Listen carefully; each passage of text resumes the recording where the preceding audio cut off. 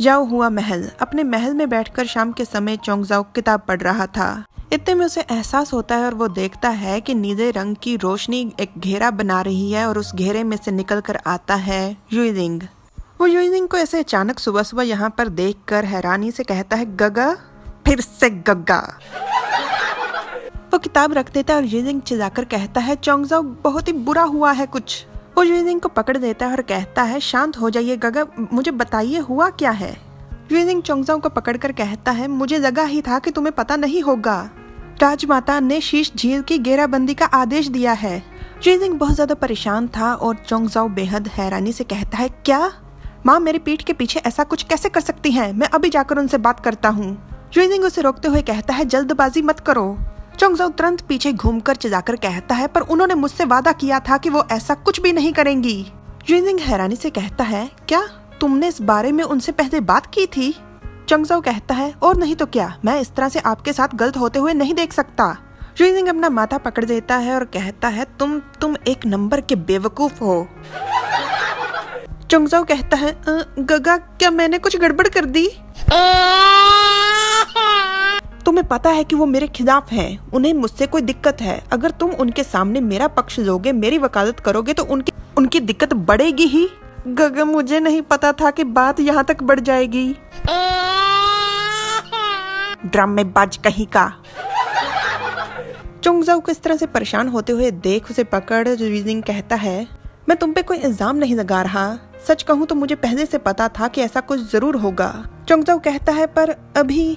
युइजिंग उससे दूर हट जाता है और थोड़ा विचार करने के बाद कहता है, अगर तुम भी मेरी तरह यही चाहते हो कि हमारे कबीले एक दूसरे से ना टकराएं, तो अच्छा यही होगा कि मैं कोई छुपने के लिए जगह ढूंढ लूं। ये बात सुनकर चोंगजाओ बहुत ज्यादा खुश हो जाता है। उसे लग रहा था कि उसकी योजना सफल हो गई। गगा, तब तक आप मेरे यहाँ ही रुक जाइए। एक तो मैं आपकी सुरक्षा कर पाऊंगा और दूसरा समय समय पर आपको स्थिति की जानकारी भी देता रहूंगा। युइजिंग उदास होकर कहता है, पर मैं तुम्हें परेशान नहीं करना चाहता। चोंगजाओ मुस्कुराकर कहता है, पर इसमें कोई परेशानी वाली बात है ही नहीं। चोंगजाओ युइजिंग की तरफ बढ़ता है, पर युइजिंग वहाँ से हट जाता है और कहता है, असल में गुरु की तरह नौ लोकों में घूमने का विचार भी बहुत अच्छा है।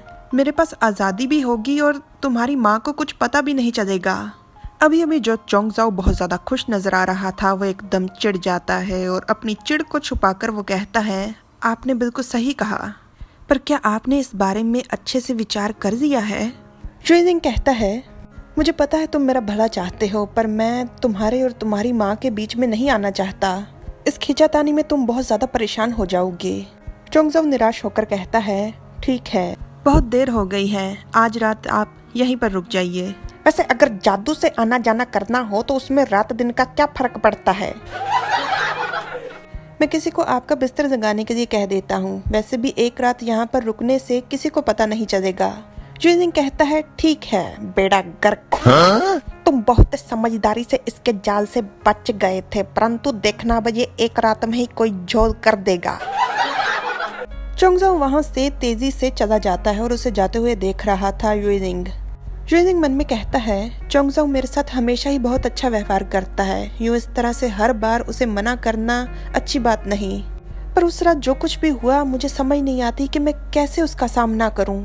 सबसे बेहतर यही होगा कि मुझे चोंगजाओ से बात करनी चाहिए। तो रात के समय चोंगजाओ से बात करने के लिए युइजिंग चल पड़ता है। उसे एक दासी मिलती है।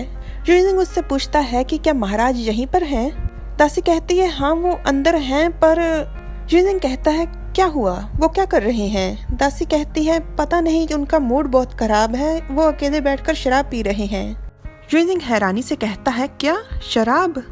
युइजिंग अंदर जाता है तो जमीन पर बहुत सारी शराब की मटकियां गिरी हुई थी। चोंगजाओ को उठाने की कोशिश करते हुए वो कहता है, चोंगजाओ क्या हुआ? चोंगजाओ पूरी तरह से नशे में था। वो उसे देखकर कहता है, गगा, और जैसे ही उसे एहसास होता है वो तुरंत अपना कप फेंक कर उसे कसकर गले लगाकर कहता है, गगा, मुझसे नफरत मत करो, प्लीज गगा।